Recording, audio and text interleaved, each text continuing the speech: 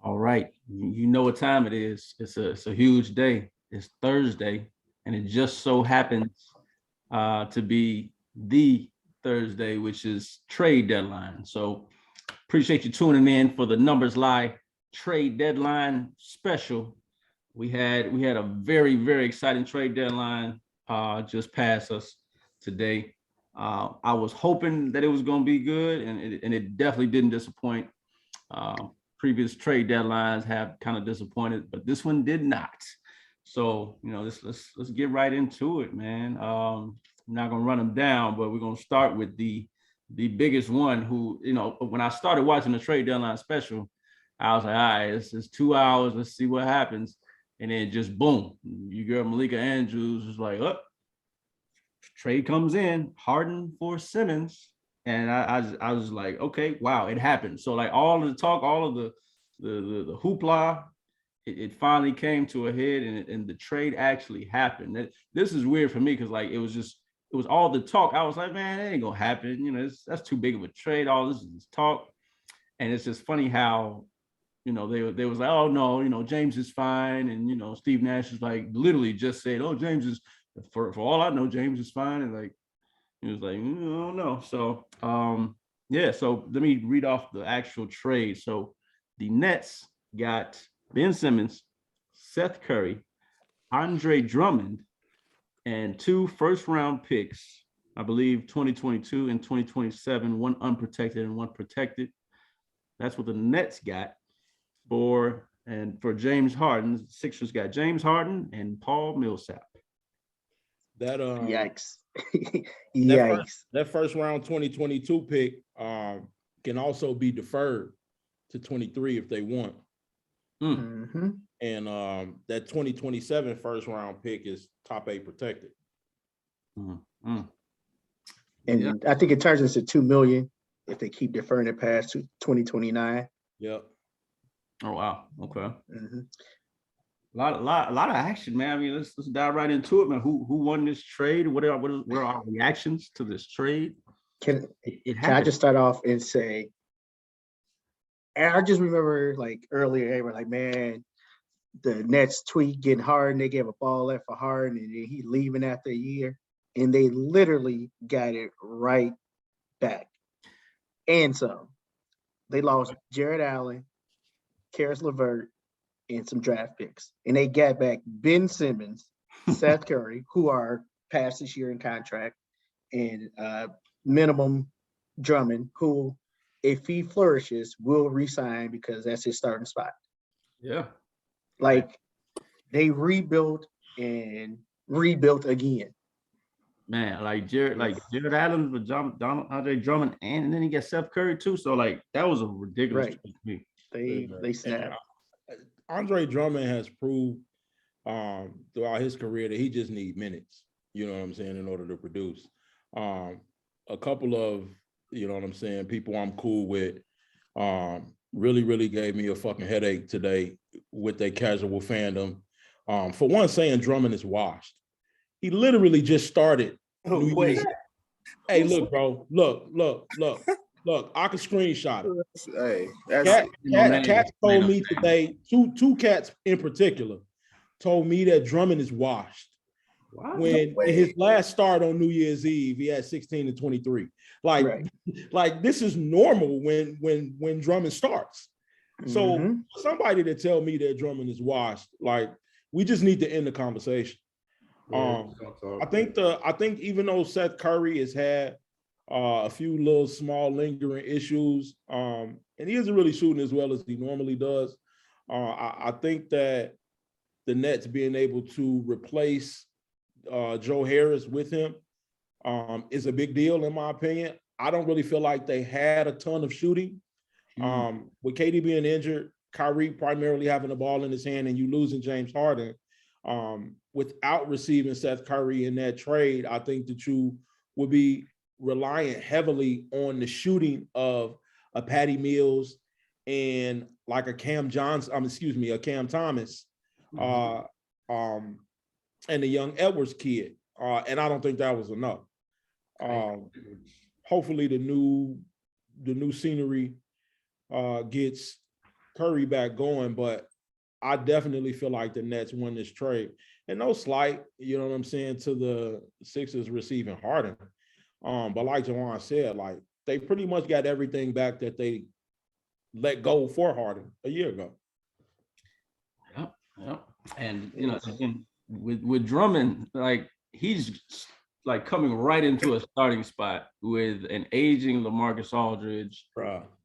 An aging LaMarcus Aldridge, a Claxton who can't really put the ball in the basket and could actually use maybe another year of playing behind a better center, in my opinion. Yeah. And a young Day'Ron Sharpe. Sharpe has shown that, you know, he can develop.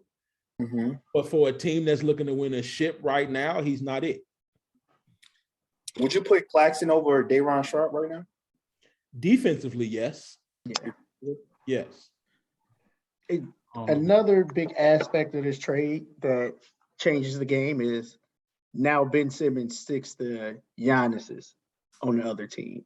Now KD doesn't have to exert the same energy going both ways. Like that alone is a plus for the Nets because you can hide. I mean, we got Kyrie surprisingly plays really good defense when he especially when he in it. Yeah, so like he sits down, and adding Seth Curry makes me think that Joe Harris isn't coming back this season. Probably not. Yeah, he getting the second opinion, and he's probably going to go have a second. He definitely gonna have a second surgery. So I mean, I like the move for both teams. Morey courted fucking James Harden. That's crazy. You could have had this deal a year ago. That's what's funny. And without giving up any of this. Right. You know what I'm saying? Like, literally just Ben Simmons for James Harden last year. And now you give up way more. I read a report like 2 weeks ago talking about a lot of league execs and GMs was looking to sue the Sixers because of possible tampering with James Harden and Daryl Morey. So I think that's why they overpaid, because I read that too. I think they overpaid so people would like get out their business. Yep. So, but no, I like the trade for both. I think both teams got better.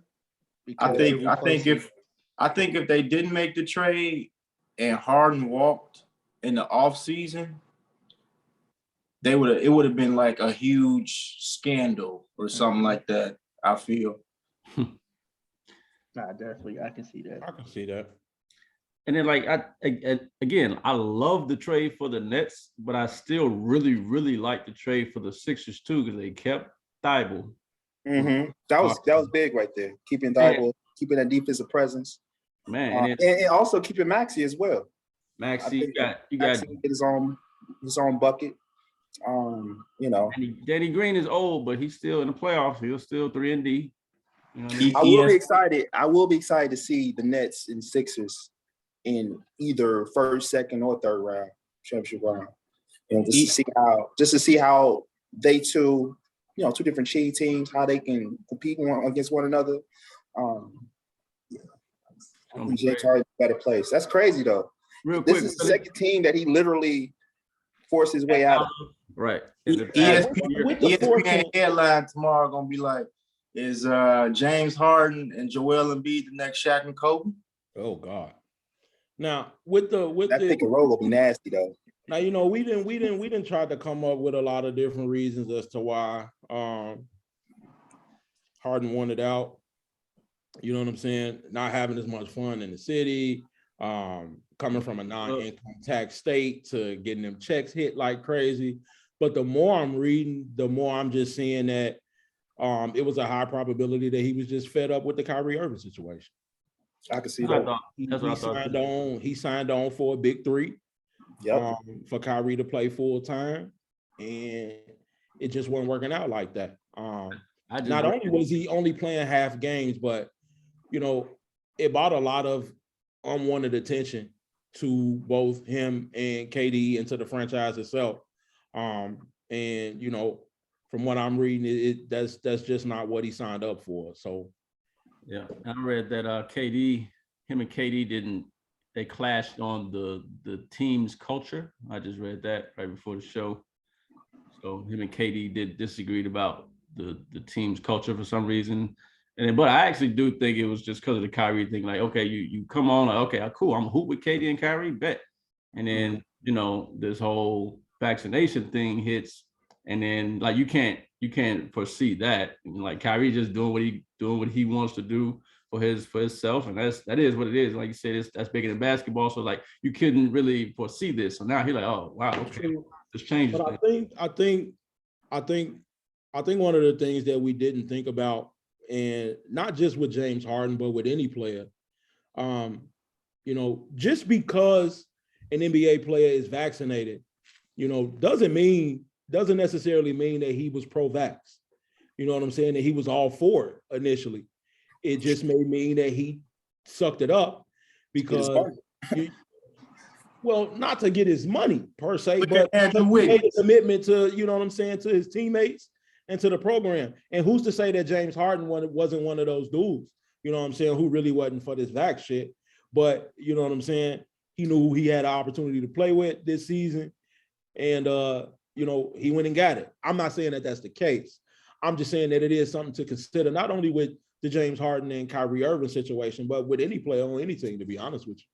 Damn, that was in the fourth season, man. When they all three were together, it was like, man, how many championships can they win together? And it's crazy. They only played 16 games with each other. And that's all we saw in 2 years. I mean, that was one of the most skilled big threes I've ever seen. But now, they broke up. It is what it is. That's 3 playoff series worth of wins right there, man. You know what I'm saying? And it's crazy. They was about to go to the finals if it wasn't for KD big lanky toe, man. So it's like that was just him by himself. Yeah, yeah. I guess that's the thing that I don't. It's just weird. Like you just gave up after a year. Like you literally just gave up. Like if this was your plan, everybody got hurt. I get that, but look, everybody got hurt. Right? Harden. Who gave up? Harden. He literally. I mean, I wouldn't say he gave up. He didn't sign up for that though, bro. He didn't sign up for that. He didn't give up. Wait. Hear me out.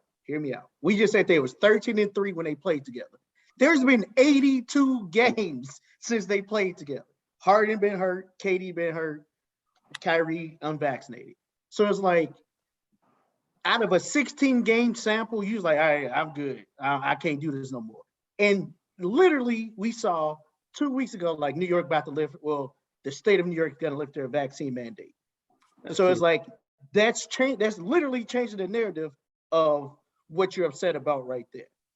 Real quick, but it's like you say what? Okay, because they changed the vaccine mandate for the state, that doesn't mean that the Brooklyn Nets and the NBA is going to allow Kyrie Irving to be. It has nothing to do with Brooklyn. Has nothing to do with the NBA. This is the NBA would let him. City, this is city mandates. Okay, so currently, can Kyrie play full term?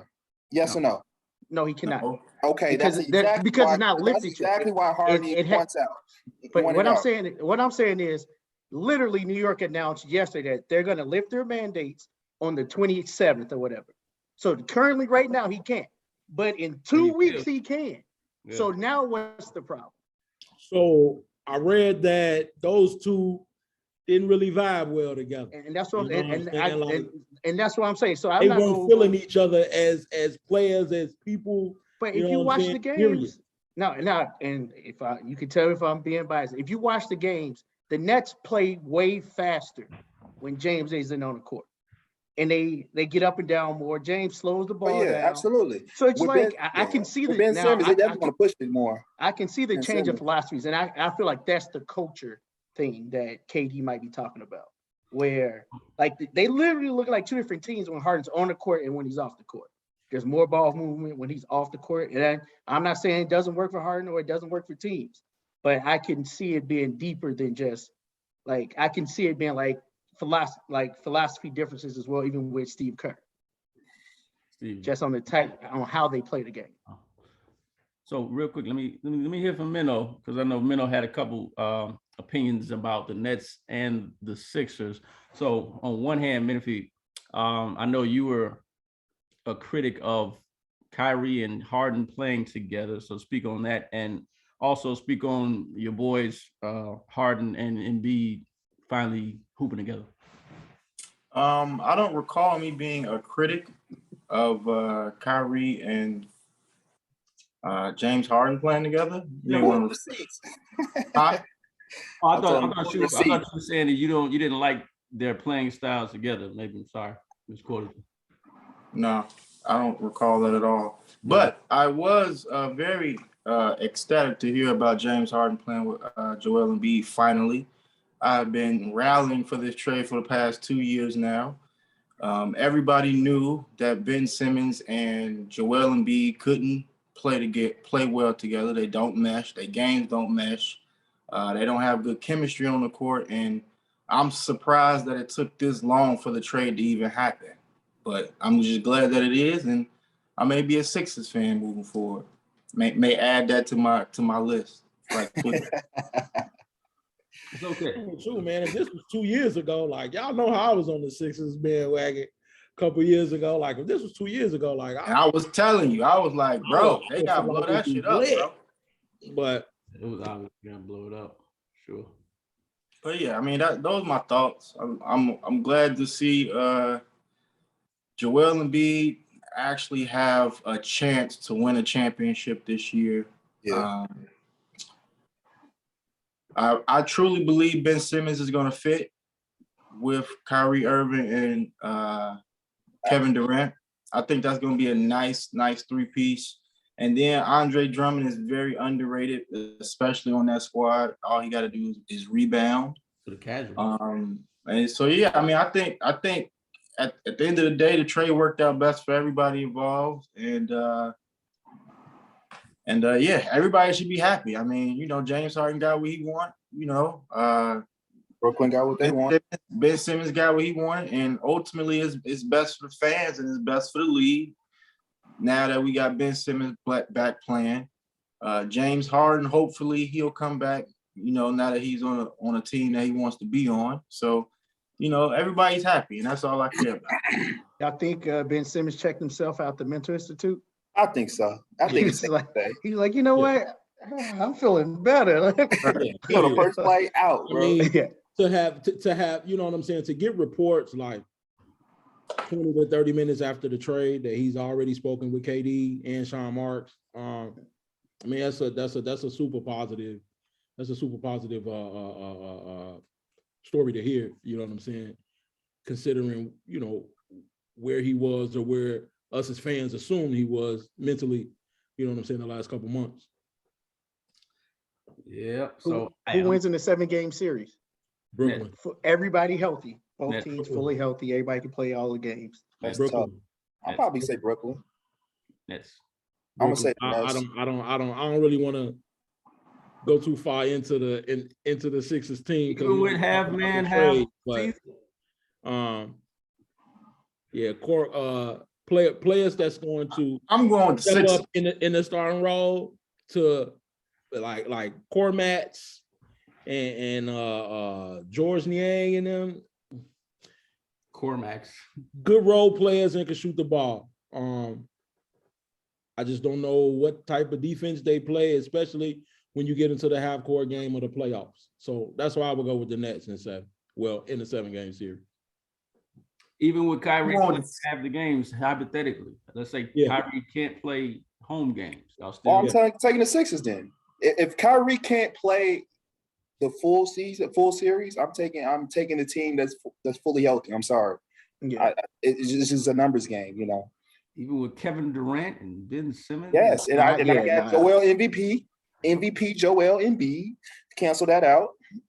Real quick, so Phil, I'm glad you touched on that. Does this hurt or help Embiid's MVP chances? Well, I think it helps because James Harden is like a point guard out there, and he's going to find the big fella. And shit, Joel Embiid could do pretty much anything he wants to. So it's like you can't. I mean, you could double team him or whatnot, but you still got another scorer out there that can knock it down an open shot. Unlike Ben Simmons, you know, they gel together because both of them can get their own offense and score. You know, they don't necessarily have to clog up the paint.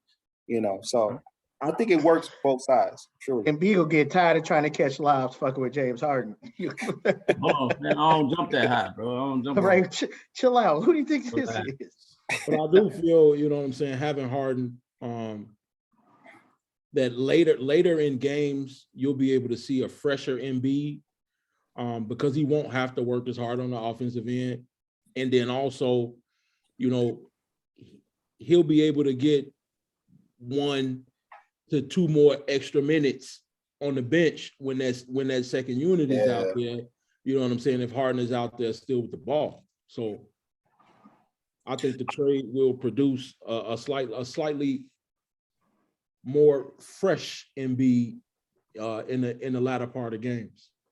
I really do like that they kept Tyrese Maxey. I feel like he's coming in his own. I mean, we seen Tyrese Maxey when he was high school, so he was like on schedule to be a good player. But just to see him flourish now, what's this, year 2 or year 3 for him? 2. Is year 2? Yeah, it's crazy. Like he knows his role and he knows how to work his role. So I don't know. I definitely want to see the Nets and the 76ers in a series and playoff. I think that will be box office for sure. All right, we got other trades to talk about. Let's get to these next trades. Yeah, I know. Go ahead, Minnow. I was about to take us there. Go ahead. What's the next one you want to talk Lakers trade? No. Let's talk. Yeah, let's talk about that Lakers trade. Oh, never mind. No. We waiting for the buyout market. We got some things Hey, coming. Who's in the buyout market? Like, Hey, we don't know yet. Hey, I got a player that I think they should look at in the buyout market, but we ain't there yet. My bad. Go ahead with the trade. I'm sorry. I don't mean to jump. Can we talk about the Kings trades? Yeah, that's a good next trade. And it's interesting because the Kings became buyers at the deadline because of the Lakers. Because they feel they can catch the Lakers for the play-in game. Like, that shit crazy to say out loud. Like, Kings and the Lakers are literally that close, huh? right next to each other. So hey, y'all peep how ain't nobody talk about LeBron James having six turnovers last night with 7 assists? Because he tired. I even know. Yeah, I'm tired. That whole team defeated, bro. I'm tired. Did anybody? Was anybody talking about the game that LeBron James had yesterday? Hey, look, man, I feel LeBron. I just want to sip some wine and go to sleep, bro. Those turnovers he had yesterday was fucking atrocious. And they were bunnies. They were Russell Westbrookish. Hey, he was like, you almost have to put them under the microscope, seeing that they only lost the game by 2. Yep. Crazy. Trash. Westbrook was like, hey, it ain't me. And I'm gonna be honest, I didn't even watch that game because I assumed. Yeah, I didn't either. Like, I watched. Like they weren't playing anybody. You lost to Josh Ellerby. Like, what do you mean? Simon, you had 2 in your big 3. I actually had my Lakers losing last night in the parlay, and that was one of the legs that hit. Unfortunately, it is what it is. You know what I'm saying? Yo, how you? Okay, there. Well, you said how you bet on against your team? Against when they crash, bro, you can do that. You can do that. I've definitely done it a few times with the Cowboys. So real quick, I get it. What are they going to do with Russell Westbrook going forward? I think he has to come off the bench because he can't play with LeBron James. Wait a minute. MVP double Westbrook? Yeah, off the bench.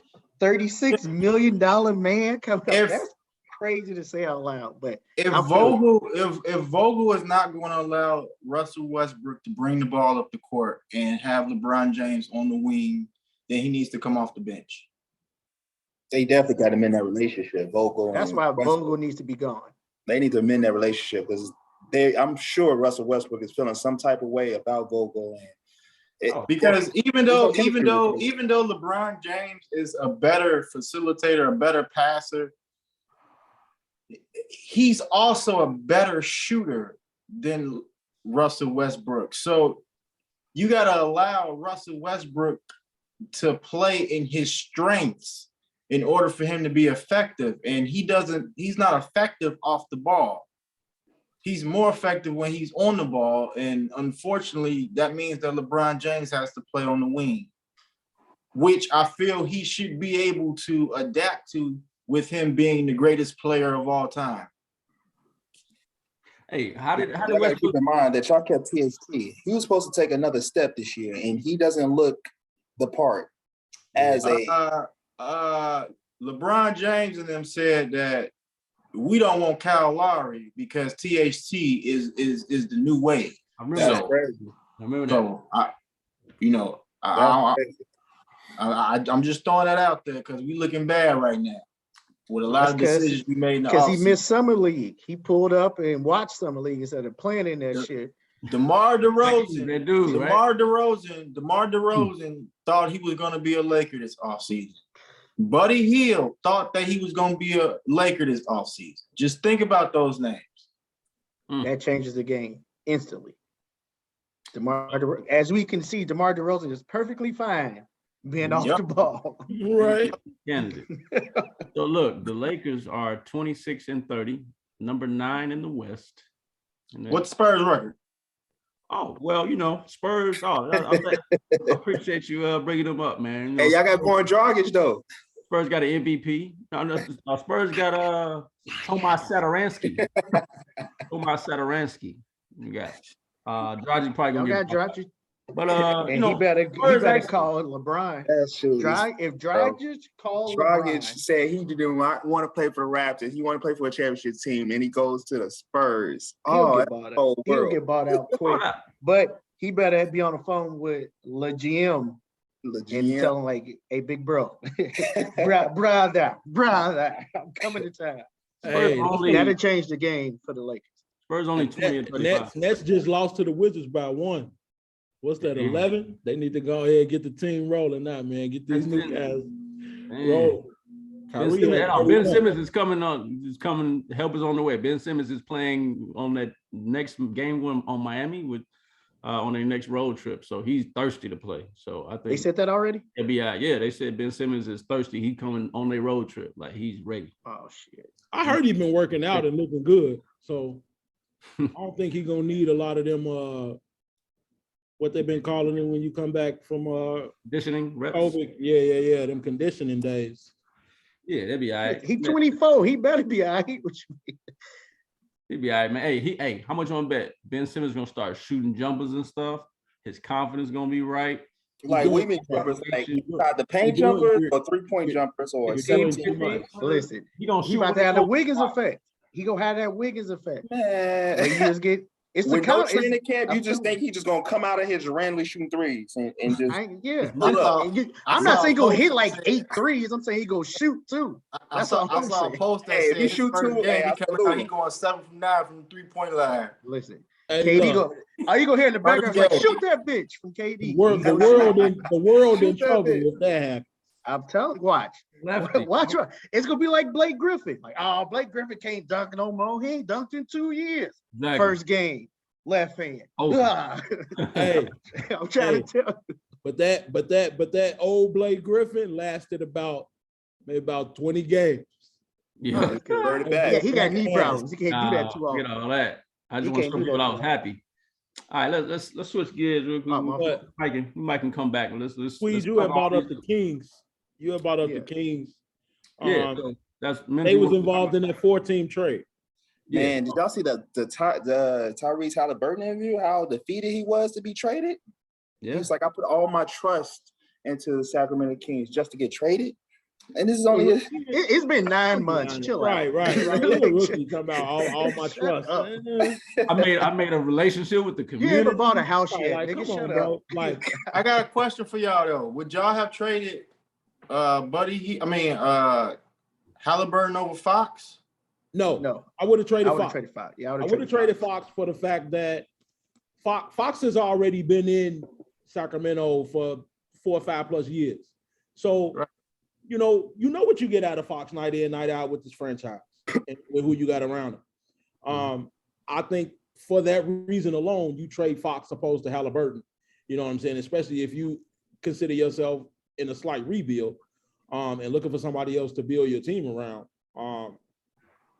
It would make sense to do it with a guy that's a potential triple-double threat every night. And is it me or does Fox seem like he always hurt? Definitely always. He's a little banged up. So, and I feel like he ain't Porzingis though. I'll tell you that. No, I feel like Fox right now. I feel like the last week Fox was only out to showcase Halliburton and David. Right. True. Because he sprained his ankle, but practice every day. and was a game time decision every day and just didn't play. And then play his heart out the day after Halliburton left. Mm-hmm. But yeah, man, as a franchise, we know what we get out of Fox night in, night out. And unfortunately, it hasn't equated to many wins or playoffs. So I would have personally kept Halliburton and traded De'Aaron Fox. And you saved $30 million. Facts. A year. $30 million a year. To build around Halliburton. Yeah, right. To build around Halliburton. I don't know. What are these franchises doing, man? And this is probably another whole segment, but like a lot of these like the Kings, the Pistons, see the name. I'm not too mad at what the Kings did because I can see like the culture shift type of guys that they were trying to bring in. Sabonis, I like that bringing. I like Trey Lyles. I like him coming in.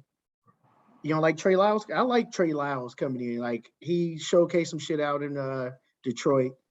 Josh Jackson, I feel like that's a buyout candidate type deal.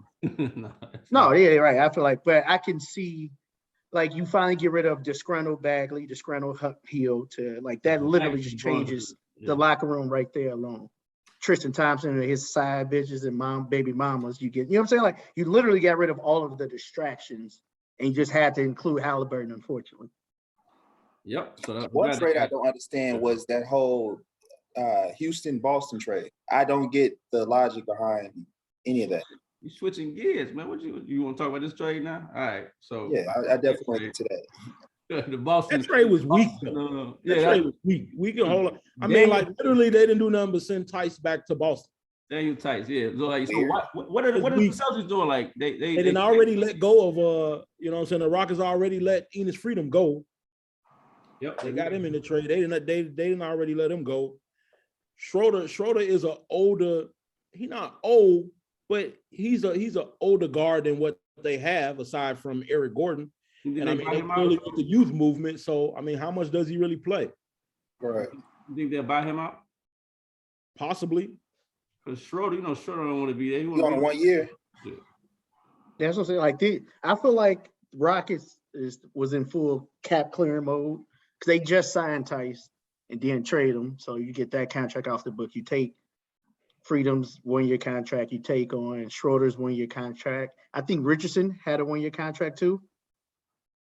So it's like they're in cap cutting mode because I guess they feel that they can go out and get a young star, or they can actually re-up and pay Christian.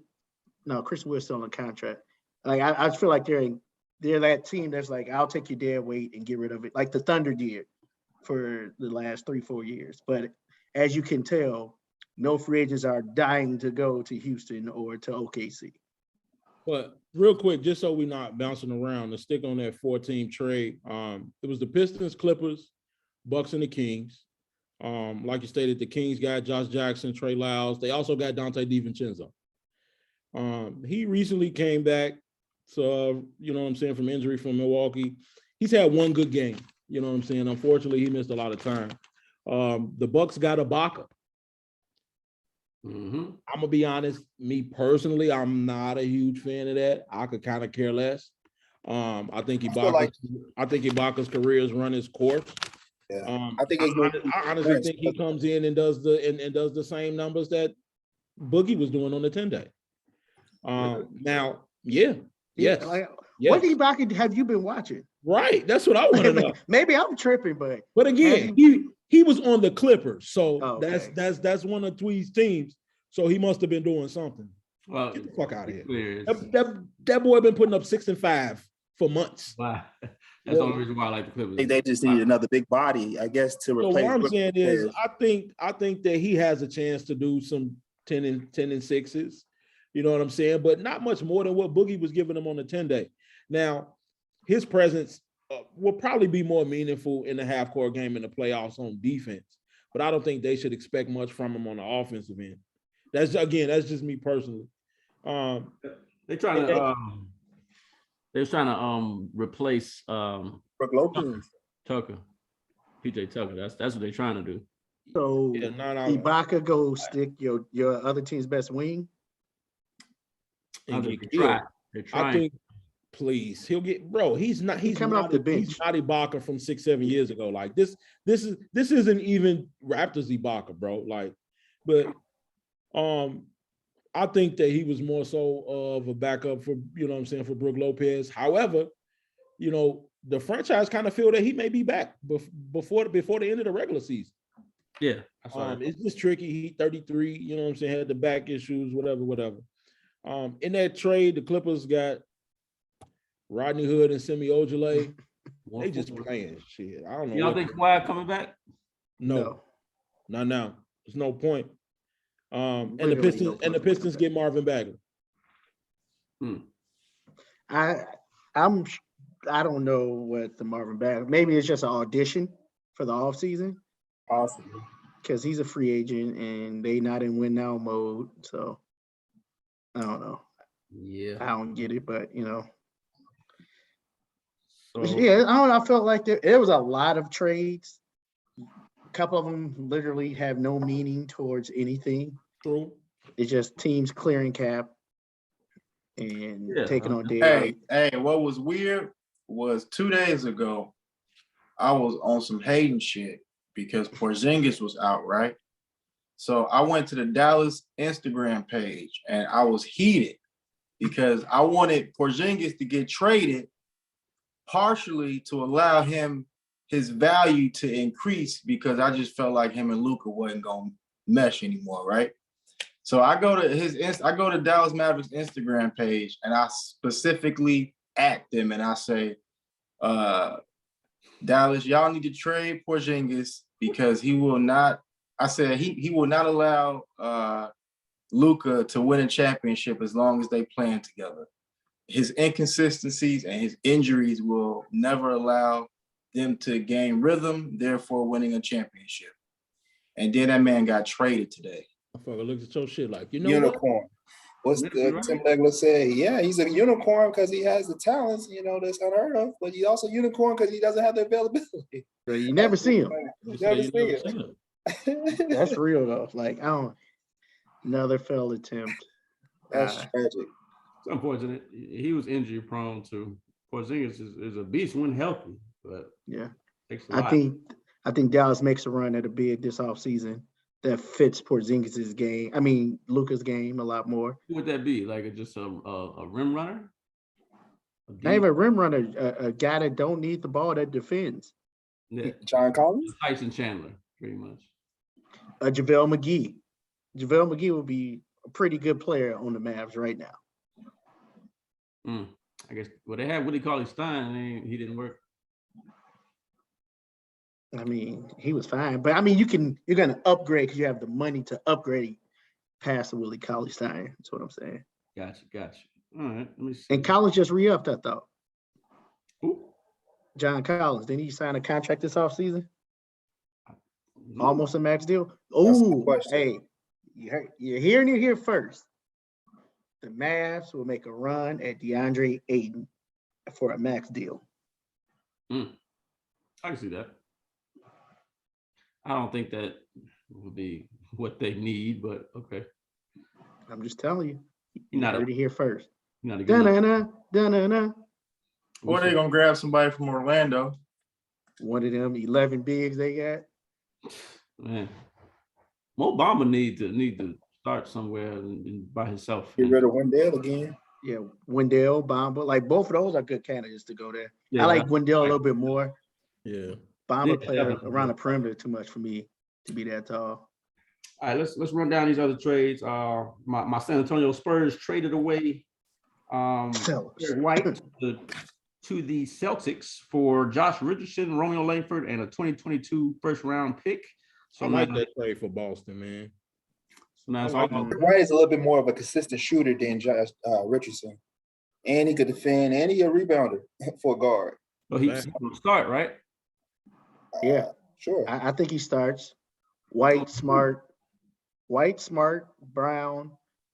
Tatum. Brown to the three. Yeah, Tatum. Well, they were having success doing the whole like Smart, Brown, Tatum, Horford, Williams though. They were the best defensive team in the league.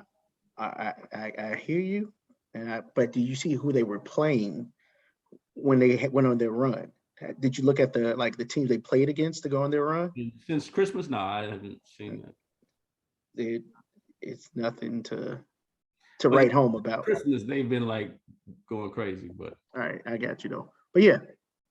All right. So yeah, that was one trade. You got Montrezl Harrell to Charlotte. How we feel about that for Ish Smith and Vernon Carey?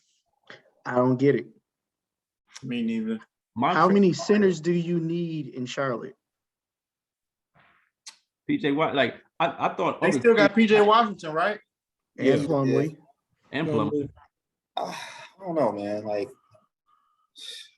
I don't know. I guess they interchange Plumlee and Harrell. Like, Harrell could do a little more offensively. He could put the ball on the ground and get his own shot. And, you know, I think that it would help LaMelo a little more. You know, he can move the floor a little bit more than Plumlee. What about PJ? PJ Washington's still there, too. You said what? PJ Washington is still there as well. Yeah, I mean, they can both interchange. I would think that Plumlee would be the odd man out in that situation. Yeah, I think it's going to come down to matchups. You know what I'm saying, as far as who they're playing with Harrell and Plumlee. Just watching Plumlee, and I actually watched him yesterday. He passes really, really well, but he passes up so many layups. For what reason, I don't know. He's afraid to get fouled because he shoots 35% from the free throw line. Montrez, he's taking all of those shots. He's taking he's going aggressively to the basket. He's taking all of those shots. So I think with them interchanging, it'll be more so about matchups as far as who is they playing. I don't really think that I initially thought PJ Washington would be the odd man out in this trade, but they more so use him to stretch the floor. He doesn't really post up, you know what I'm saying? He more so shoots threes. So I think it'll just be, you know, like Phil said, a little interchanging between Harrell and Plumlee, and I think it'll be based on matchup. All right. Also, you have Karis LeVert to Cleveland. So where are we seeing Cleveland at? I like how Cleveland's built. They're built for a good playoff run. I mean, they got pretty much a good formula. You know, they got bigs, they got a starting point guard that can dish it, shoot it. It comes down to that wing, like Okoro. What is he gonna do? Is he gonna be consistent? Can he play? Is he gonna ball out? Like, what's his situation? You know, they getting out the first round. It depends on the matchup. I don't think so. Possibly, and I think that realistically, they play the Raptors, so no. Since I will take that. They don't play the Raptors; they play Philly. Since they've as of today, sorry, since they've been semi-decent, as it's been leading up to the trade deadline, haven't heard much about a Kevin Love trade or a possible buyout or none of that. Okay, Love hooping. Yeah, but not only is he hooping, they win it. Yeah. They win it. That's the thing. You know what I'm saying? It wasn't never about the city of Cleveland or nothing like that, but shit, they was terrible. You know what I'm saying? And he up in age, but they're winning. And they got a chance to win a playoff series, in my opinion, depending on who they play. I think they finished 5 or 6. Possibly face the Bulls in a 4-5 matchup. Damn, I wish the Bulls would have made one move though. So that's another question. What team did y'all think was gonna make a move that didn't? That y'all wish? Plenty. The Bulls. I thought they was gonna get like a power forward center type to help alleviate some of Voop's shortcomings. And what I tell you yesterday when I was at your crib, I got a homeboy who talking about I'm worried about the wrong things, thinking about that. How? When the game becomes half court in the playoffs and Vooch gets murdered on PNR, like how am I worried about the wrong thing? They're gonna pick on him all. They keep doing that drop defense, which I don't get. However, I did read that they are expecting Pat Williams back. Yeah, you don't know at what percentage you'll get him. And seeing that he only played a short amount of time, you know, he can go 1 through 5. Right? I don't think it's a jailing issue, but you know, it's just about getting in the rhythm. Hopefully, he's able to get 7 to 10 games in before the playoffs. Hopefully, but if not, I don't even care. I'll take what I can get from Pat Williams because we'll need him. I still think the Bulls would be a tough out just because they're shot making. They would break down like their stats and shit like that, like top 3 in 3-point percentage, top 3 in 2-point percentage, top 2 in free throw percentage.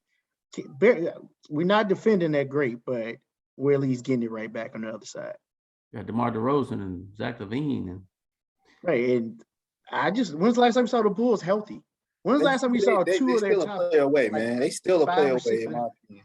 I mean, even if they got that backup power forward or center, I don't think they're championship caliber right now. Not right now, not with all these moves. So, yeah, so I can see why you don't let go of Pat Williams or Kobe White in an effort to get somebody this offseason. I'm glad they didn't pull that Pat Will for Jerry and Grant. I wouldn't have liked that. I would have loved that. I definitely would love Jerry and Grant. I would have loved that. What is wrong with you? He's switching everything. What's wrong with you, dog? And he played defense. Y'all giving up the Paul? Take that. The Paul? For Jeremy Grant? Yeah. Like, we see what Jeremy Grant is right now. We don't know what Pat Williams is going to be. Right. Y'all trying to win like this year or what? Like, I don't understand. Jeremy Grant got, what, 2 or 3 years left on his contract? Look, here you go. Wait, first off, you call him the Paul. Wait, you call him the Paul. Let's go with the claw, which means you really like him, and that's why you don't want to trade him. It has nothing to do with basketball. It's your fandom right now. I like him because he plays defense. Does Jeremy Grant play defense? Yeah, plays defense. Are you kidding? Better than Pat Will? Better than Pat Will? No, he don't. He don't play better than Pat Will. But who's a better scorer? Okay, if you had, here we go. Who's a better player? I'll tell you one thing: the Nuggets wish he was still on the team. Who's a better player? Who's a better player, Tweedle? Jeremy Grant or Pat Williams? Just better player. Right now, it's Jeremy Grant. So why wouldn't you trade for the better player? They don't need Jeremy Grant. What? They don't. Jeremy Grant is scoring. That's all he is. He don't rebound. That's not all he is. What are you talking about? Just say you don't watch basketball. What else does he do? Just say you read notes for the podcast. He can defend a little bit. He can alleviate some of the shit that Vooch is not doing on the defensive end. What is he asked to do in Detroit? Here we go. Wait. What is he asked to do in Detroit right now? Be their scorer, right? Mm-hmm. 2 years ago in 2 years ago in Denver, he was their primary defender and their secondary rebounder. So he can do those things. His role in Detroit is to just score. So what makes you think he can't defend anymore when he literally stuck every team's best player in Denver? That's cool, man. All I'm saying is Patrick Williams' potential is greater than Jeremy Grant. I need the right now. I don't even know shoulda, coulda, maybe, hopeful. Potential to win championships today. They're not winning nobody's championship this year. Potential to win a championship next year. Man, look, all right. It ain't gonna Listen, Jeremy Grant. The Kings is full of potential. Nigga, what do you mean? You see where they at? I mean, it's just like I don't think you understand how wow you sound seeing that you ain't even know Pat Williams until he got drafted. And now all of a sudden, like, he's a cornerstone after playing 12 to 15 games in the season. What's wrong with that you? Don't even sound right. But I know Pat Will, like, okay. We don't know Pat Will. We don't know shit about Pat Will as a whole, to be honest. We ain't got enough of a sample, bro. That's his cuz. We ain't got enough of an NBA sample. Y'all ain't see it? That's that man cuz. Like, come on, man. Okay.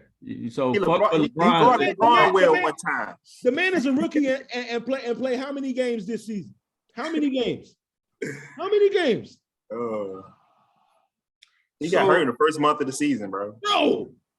And now all of a sudden we know Pat Will. We know what Pat Will gonna do in the NBA off of 12 to 15 games. Cut it out. You don't. Cut it out. No, you don't. Right. But you know what you're getting out of Jeremy Grant. Let's move on. Fool, I'm giving this man way too much. Way too much, bro. Okay. So Pat Will didn't play last year? Yeah, bro played 5 games this season. What about last year? Pat Will played 71. Went on shit. He shows you enough to do what? He went on shit last year. At all. LeBron said this man is going to be one of the best. Here we go. LeBron said the same shit about Norris Cole. Shut up, man. No. Like, what is wrong with you? LeBron said, Like, you are something that, like, your bias is really Now short. y'all don't like Patrick Williams. All right. No one said we don't like said Patrick that? Williams. Who said that? No one said said that. like- Jeremy Grant will Grant is a work with the better Bulls. Is a better player right now. All right. All I'm saying is just give me more of a Pat Wood. That's all. man, just give me somebody that can win now. And that's not Patrick Williams right now. Okay. You got something else. All right. Let me see. What other trades? Oh, the Thad Oh, for Goran. Thaddeus Young. I don't see Thaddeus Young getting a lot of minutes because like it's a lot of I forwards. love that trade Wow. for Toronto, and I will tell you why. Because now Scotty Barnes has a mentor who did exactly what he's doing now, played the point forward, and he gets to learn little things from Thad Young for free. Like, I love that trade for Toronto because you don't lose anything, you don't really, and you gain knowledge. Dragic was cancer, and I ain't gonna say cancer but he was just there taking up space. He didn't want to be there. Now you get a player who's a veteran leader even Zach said it, like, that was the biggest thing about going into this year. He didn't have Thad Young to be big bro. So it's like having that big brother figure, and now you got all the young fours on Toronto are now learning from a player like Thad Young. I love that. I love that trade. I like Thad Young a lot. But yeah, so that's definitely a good point. You definitely be there for Shit, ask Sheldon Johnson about him. He's improved a little bit, especially his 3-point shot. I don't think Like you learned that having- from Thaddeus Young. No, that's just like he's just one of those players that like even Jeff Green. Like, I feel like Jeff Green gets as many chances as he gets because there's no extra shit with Jeff Green. Jeff Green comes to work, does his job. He's like a rah-rah type of guy. You know what I'm saying? Like, those are those glue guys that you need organizational changers or culture changers, or, you know what I'm saying, stuff like that. Those are the type of guys you need. Indeed. Toronto already got their culture, so that's just a bonus. So let's talk about the Eastern Conference real quick, just as a whole. Like, so the moves that have been made, what does this do to the East? Because it was already tight. I think the Eastern Conference got stronger. I think that, teams, just are locking up, loading up for the playoffs and matchups. It's going to be exciting to see come down the stretch, in the playoff time on the Eastern side. Like Eastern Conference 1 through 4, I think smoking Western Conference 1 through 4. Oh. And like, I don't mean like smoking, but I think they're just head and shoulders above the Western Conference 1 through 4. Yeah, like right now, Miami's the 4th on paper best team in the East. But they're number 1. Yeah, it's been a long time coming too. Yeah. So West was dominated. I just said on paper, just on paper. Yeah, they ain't been healthy all season. The Heat ain't been healthy all season yet. Like, Brooklyn is 8, and like they're gonna come back up. And right. Toronto is coming up. They about to win. No, I'm not even talking about them. I'm talking about Milwaukee, Miami, Philly, and Brooklyn. Damn. Random. Like those 4. That's the only 4 I think matter in the Eastern Conference. And the fact that could be the semifinals is crazy to me. Shout out to Whitney Young. They just won by 4 against Kenwood. Yeah. So it'll be a Whitney Young Curie City final. West Side stand up. AJ only had 9. He been disappointing. I'm sorry. I'm not gonna go off on that tangent, but he. All right. So the New York Knicks didn't do anything. The Lakers didn't do anything. Like the big 3, I expected something to happen from Bulls, Knicks, Lakers. I expected something to happen.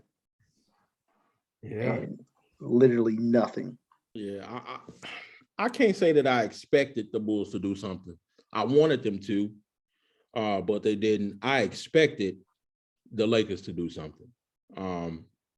Didn't really know where the Knicks were at as far as trading with the whole Julius Randle situation.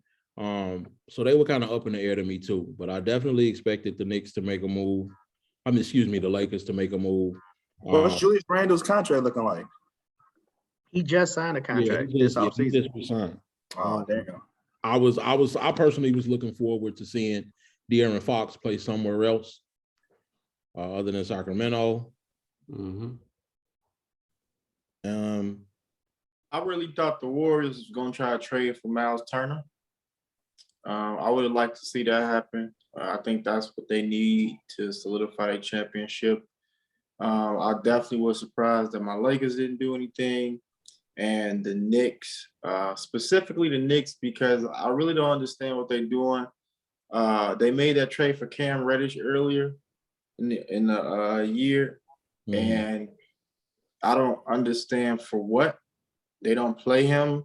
And the coach said he didn't even want. Well, reports said that the coach didn't even want Cam on the team. He's been buried on the bench since he got there. That's crazy. Well, that's what I thought. I thought they was gonna bring him in because Aaron Fournier is inconsistent, Kemba is inconsistent, Alec Burks is inconsistent. I thought at least out of three of them, one of them was gonna get moved. And Cam was kind of hot when they traded for him. You know what I'm saying? He was a little hot at the time too.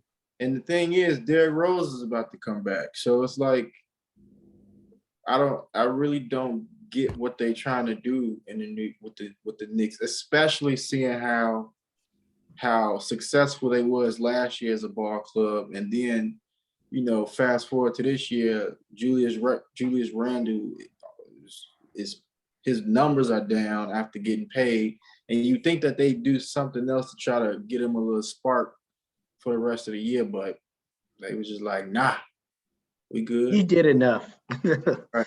So, and it's even with new management, which is the crazy part to me. Going back to World the Wide Lakers, West. Minnow, going back to the Lakers though, like as far as you expecting them to trade, I mean, the only realistic trade that was possible was the John Wall trade. Now, my question to you is, would you rather have had John Wall over Westbrook? absolutely. Absolutely. Yeah. Mainly because John Wall, he can shoot better than Russell Westbrook. Than Russell Westbrook. Now, mind you, we haven't seen JohnAll in about a year and a half, though. I guarantee you, on the John NBA Wall, court, but Yeah, we he been seeing him hoop though. Didn't he play? He played last season. Hey, we been see seeing Ben him hoop. Simmons on Pro Am or outside. Nah, of the that's NBA shooting. court. That's shooting. We see Ben Simmons shoot, but Like, I guarantee you, John Wall seeing can shoot John better Wall than hoop. Westbrook. Oh yeah, I without a doubt. would agree. I just wanted to see if you wanted to stay with Westbrook and ride it out, or have John Wall. Now, my dream is that Wall gets bought out and then he comes to the Lakers, and then it's this whole thing about who's gonna play point guard, and they gotta rock paper scissors. They gotta compete for it. You know what I'm saying? That's what I want to happen, because I truly believe, like, I was on the Russell Westbrook bandwagon until about 2 days ago. Damn. Yeah. My fault. Yeah, and that's because, like, to me, I feel like his game has always been like this. It takes some time to like get into a rhythm. Like, you see it even in a specific game. Like, he'll be trashed the first half, and then the second half he'll have an outstanding quarter. But I think it was 2 days ago, he had a press conference. Somebody asked him about his body of work or something, and him having to prove what he needs to do to stay in the game. And he was like, well, my body of work already should speak for itself, and that's why I should be starting. And it was like, that's not the mindset. I didn't like that answer. I did see that. I feel like if you're a great player, you should always be striving for greatness. That's not the mindset he should have when you the third best player on the big three, and you are struggling. Like, he's talking about his career numbers, right, and that's the reason why he should be starting, right, when he's not looking at his numbers while in a Lakers uniform, which was alarming to me, that he was like just not taking accountability for his numbers that he's putting up this year. He was just like, y'all see my portfolio. Why should I have to go above and beyond to be starting? Like, right.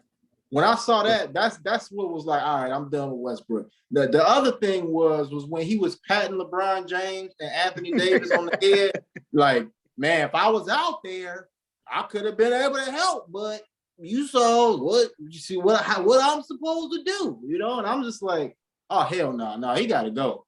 He gotta go. He gotta go. He can't, you can't be in a Laker uniform playing like that with that attitude. That that doesn't mix.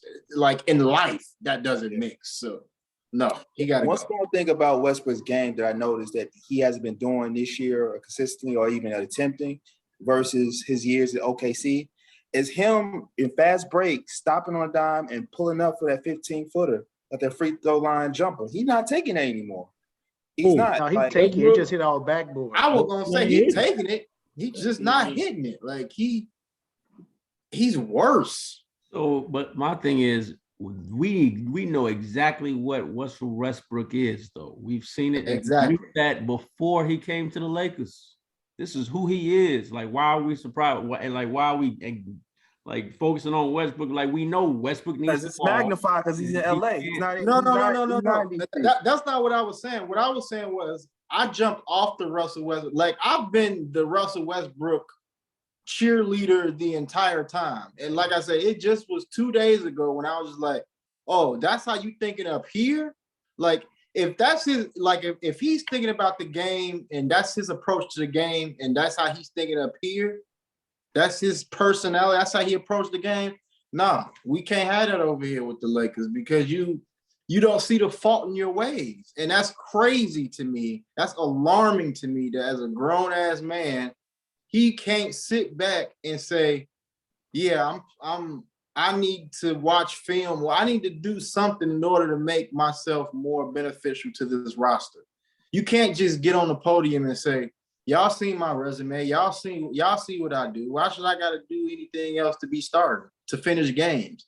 And it's like, because you playing like trash, my guy. Like, how like that was mind-boggling. Like him saying that, I was just like, all right, maybe he just emotional right now and he's frustrated.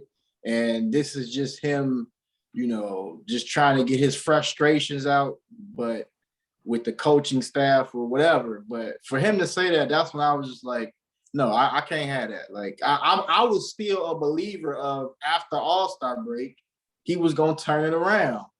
But after hearing those comments, I'm just like, nah. And AD and LeBron don't even want him there no more. They know they fucked up. LeBron know he fucked up. No, he fucked up, right? You know he know he fucked up. I feel sorry for Westbrook. I never thought I'd say that, but like I haven't even been a Westbrook fan in the past several years, but like I feel sorry for him now because it's like we know he needs the ball to be successful, but LeBron is the ball handler and like he can't play off ball. So I hear you. I hear you, but what superstar can't adjust his game? What, like all superstars adjust their game. Not be him though. No, we're asking him to do what's best to help a team win. Which one? Wait. In the same conversation, we literally talk about, well, Brian needs to play off the ball more because he can adapt better to it. We didn't see LeBron play the 4. We didn't see him play the 3, the 2, and the 1. LeBron has done these things. All superstars do these things. Westbrook and LeBron. So no. Chuck, you're saying, are you saying that it's part LeBron's fault while Russell is struggling? Is that what you're trying to? I think it's part LeBron's fault for bringing him to the team, thinking he gonna be a spot up shooter or be something that he's not. Westbrook had. I don't think that was out. I think it's the same case with your Clippers. They got Kawhi Leonard and Paul George. They're the same player. I'm not saying LeBron James and Russell Westbrook are the same player, but when you look at their games and how they try to dominate the ball, their games are very similar, and you can't have those two players on the court at the same time trying to orchestrate an offense. Perfect example. Look at DeMar DeRozan and Zach LaVine. Like they are working, and they're literally working, and they're the same type of player. That's because they've made sacrifices. Zach LaVine literally feeds DeMar DeRozan the ball late now, and you don't see him pouting. You don't see it. And that's the thing, like as a pro, as a good player, you do those things you change your game to match up. Oh, I got a video for you, Juwan. I gotta send you. It's talking about Aaron Rodgers. Cowherd ate his ass up, boy. I'm gonna send it to you. I got you. Listen, Whatever. And Aaron Rodgers has his shortcomings. I'm not blinded. I'm not a blind. He made this compelling argument about Matt Stafford being a better quarterback than Aaron Rodgers. I was telling one of y'all. I saw that. Yeah, I saw that too. Matt Stafford has Hall of Fame numbers, but he played for the Lions. But that's another podcast. As soon as you said the words Aaron Rodgers, the alert came across my phone and he got MVP. That's what made me say it. That's what made me think about it, because I was like, damn. So you want to tell me a man with no MVPs, no Super Bowl rings is better than a 3-time back-to-back? I'm not saying what Cal Hurd was saying is that Matthew Stafford had less. So he was saying put Aaron Rodgers on that dysfunctional ass Lions team. Would he have done what Matthew Stafford would have done? Man, he broke it. He broke it down to parenting, dog. He broke it down to imagine you growing up with less resources, your environment, and you having to struggle just to make ends meet, and you still coming up short. Is Calvin Johnson not a top 5 wide receiver? I was just gonna say that. I was about to say that. Are y'all kidding Calvin Johnson? Are y'all kidding me right now? Receiver of all time. Like, just say y'all don't watch football. We talking about the organization. I don't give a fuck. What the Packers don't never bring in free agents. That's all in-house. That's in-house. Way better organization. I don't give a shit what you're saying. Calvin Johnson played with Matthew Stafford, and they still didn't make it to the playoffs. Them niggas were winless. They went one time. What I will say about A-Rod is that A-Rod only had like one first rounder receiver. No. Aaron Rodgers has thrown to he's thrown 2 touchdowns in his career to first rounders. And it's fucking Mercedes Lewis. Right. That's so wild. That's so get out of here. He said they gave Matthew Stafford 1 year of a good environment and he's in the fucking Super Bowl. That's what his point was. What I'm saying is the Lions have drafted in the top 5 all of Matthew Stafford's career. So he went deeper though. He was talking about he said Matthew Stafford numbers in high school was better, college was better. Yeah. His first 1 or 2 years in the league was better. When Rodgers' first couple of years he was in the league, he was still playing behind Brett Favre. Because they were winners. Like the first 4 years. I'm just the messenger here, bro. I get what you're saying, but hear me out. No smoke, bro. All I'm saying is, yes, Matthew Stafford has better numbers because when you're down 35, you have to pass the ball in the second half. Hey, that's not his fault, though. That ain't his fault, though. I'm not saying that. You gotta play who in front of you, bro. But who got more MVPs? It's a team sport, bro. Who got more Super Bowls? It's still a team sport or accolade, though. MVP isn't a team award. That's an individual award. Hey, is it true that you said more Super Bowls? I said more MVPs. Aaron Rodgers got beat by a team who didn't even score a touchdown. Is that true? Yep. Right. That's they did score. They blocked the punt. What do you mean? Throw a touchdown, and they would have won. Yeah. All special teams would do is not get a field goal block and not get a punt block. Yeah, Matthew Stafford came in or get a fumble on the 7-yard line. Like, just come play on, for a terrible team, terrible organization. He definitely has. I was telling somebody, he's better than Dak. I give you that. He's way better than Dak, but I ain't gonna say he's better than Aaron Rodgers. But anyway, hey. So, listen, here y'all go. Y'all done got me fired up. That's why the Lakers ain't gonna never win shit. That's why the Spurs ain't gonna never win shit. That's why the Cowboys ain't gonna never win shit. Who your team? Who your team? Them niggas ain't gonna win either. They ain't gonna never win either. Mama ain't shit. Honestly, I mean, Juan hot. He over there red, dog. Hey. Nah, that's just the light. Hey, any other final thoughts on the outlook of the rest of the season? Any thoughts on these trades? Real quick.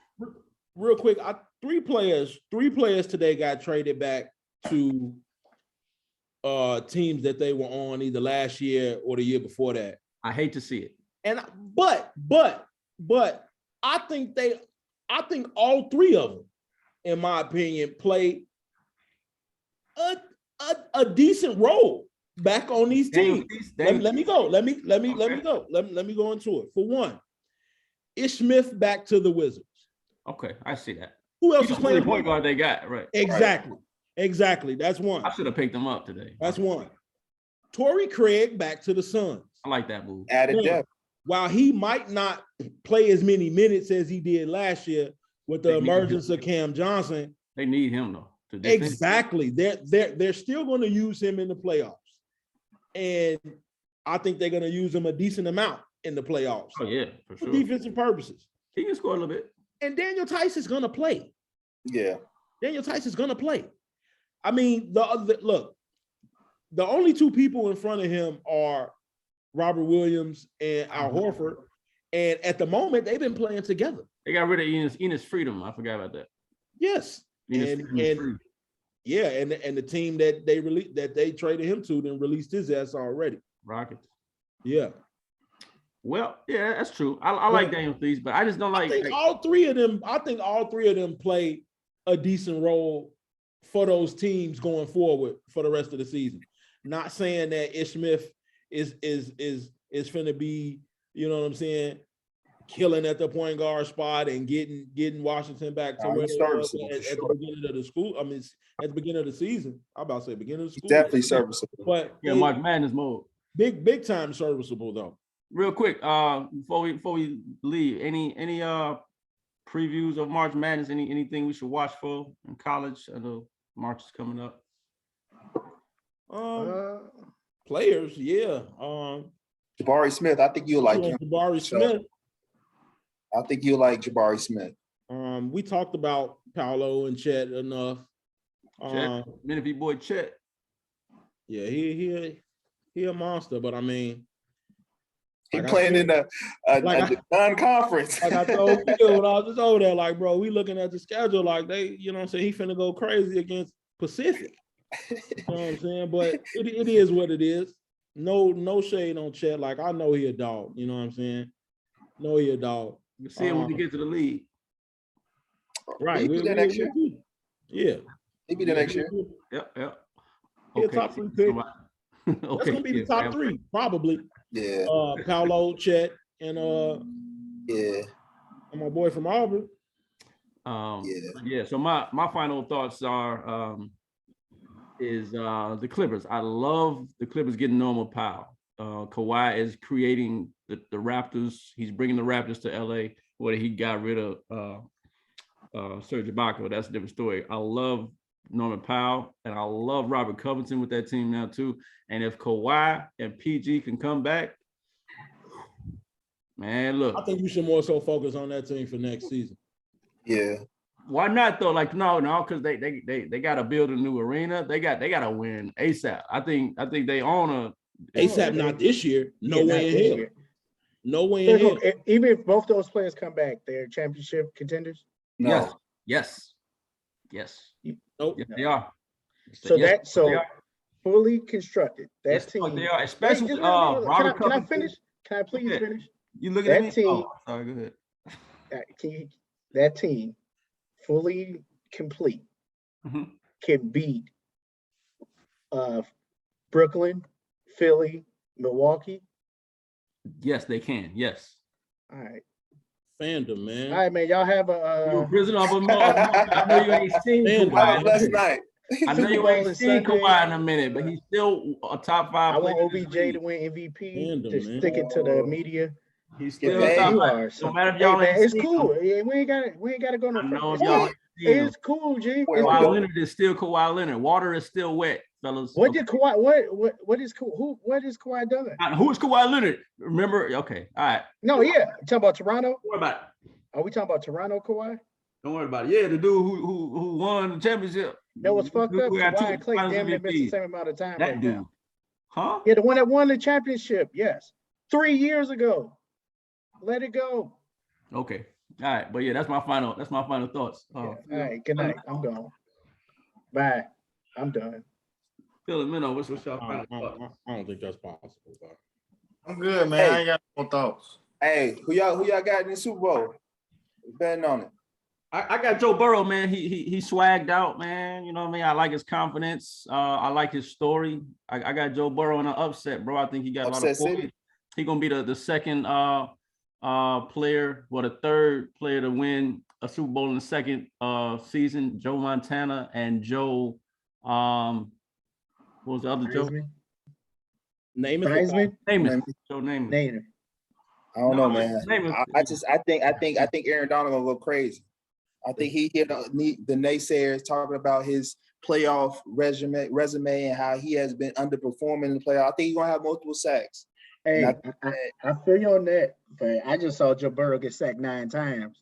True. Win a playoff game. True. On the road, like so. I do think LA is going to win. I don't think Cincinnati is going to be able to stop them. That deep cover 2. This ain't Kansas City. I don't think that's going to work. And I just want OBJ to win MVP, just to see what people got to say about Baker Mayfield on Monday morning. That's all I care about. If OBJ win MVP, he's definitely gonna get a new contract roughly around 15, 20 mil next year. I think he stays in LA and takes a haircut. Well, you know where I'm at with it, Phil. Yeah, you said it before the playoffs started. Hey, I picked the Rams down there before they even had OBJ.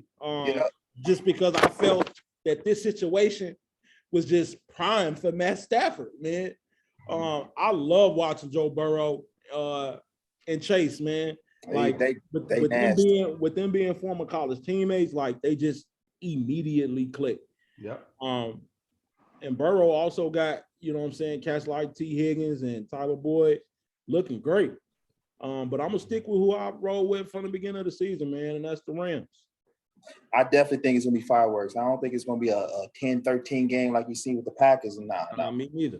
Nah. 32-26. How much the Cowboys score? You bogus. We're both sitting home. You bogus, man. What? Don't talk about my Packers. Just know Aaron Rodgers. That's his stadium in Dallas and Arlington. Talk about his quarterback. That's his quarterback. Sorry. Now, Phil, we just watched how ass Michigan looked the other day. Bro, they killing my parlay Why they just blow Purdue out like that? Blow their ass out, bro. Man, look. That's the last leg I was supposed to win. Measly $300 right there. Gone. They just beat the number 3 team in the country by 24. Big Ten. Anything can happen in the Big Ten. That's their first win this season against a ranked opponent. Hey, Caleb's going crazy though. Yeah. Bottom quarter though. He hit like 3 threes and shit. Well, hey, look, I ain't gonna lie. Everybody that did not choose Duke. Hey, that's another name, Chuck. Caleb. Looking at what's the name? He'll be in the league soon. I'm gonna check him out. All right. So that's it for this week's episode.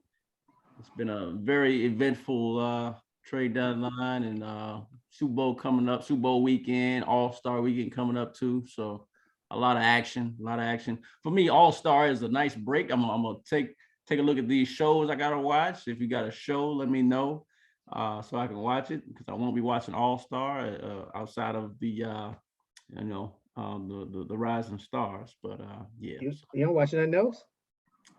I don't. It doesn't interest me, man. Like I can't see John Moran in the dunk contest. So I mean, that's fine. I just asked if you was watching. That's it. I like basketball. I don't need an explanation. I just asked. I'm gonna give it to you. I like basketball. No, I'm good. I'm fine. I promise you. I just asked. Okay. I like basketball that counts. So that's my thing. But all right. So why are you watching the Spurs? Because we 2 games out of the play-in tournament. That's why. We almost up there with the Lakers. And y'all sellers. It's us and the Kings. And y'all sellers at the trade deadline. We going to the play-in. Check us out. I'll add me in that. Yeah, let's bet it. What's up? $20 that they don't make the play-in. Just traded your second best player this season. Literally. That's arguable. Your boy Zach Collins is gonna have a lot of impact, big Here impact. you go. He said you trade your second best player. Now you tell me what that player is going He's to. talking about Zach Collins. I First, said first it was the pawn out We got Zach an Collins. all-star. We don't Good night. got an Good night, all-star. Charles. Where you be pulling these names and Also, we don't What do you need have in that projections from, bro? Hey, he Troy want to was tell me super about a great. guy that had 5 and 3 last night. trade him then. But, Good night. Good night, anyway. y'all. All right. Y'all be safe. We out. Hey, this nigga tripping. Go Spurs. Go Spurs, go. Shut up. How do I stop this recording? All right, peace out.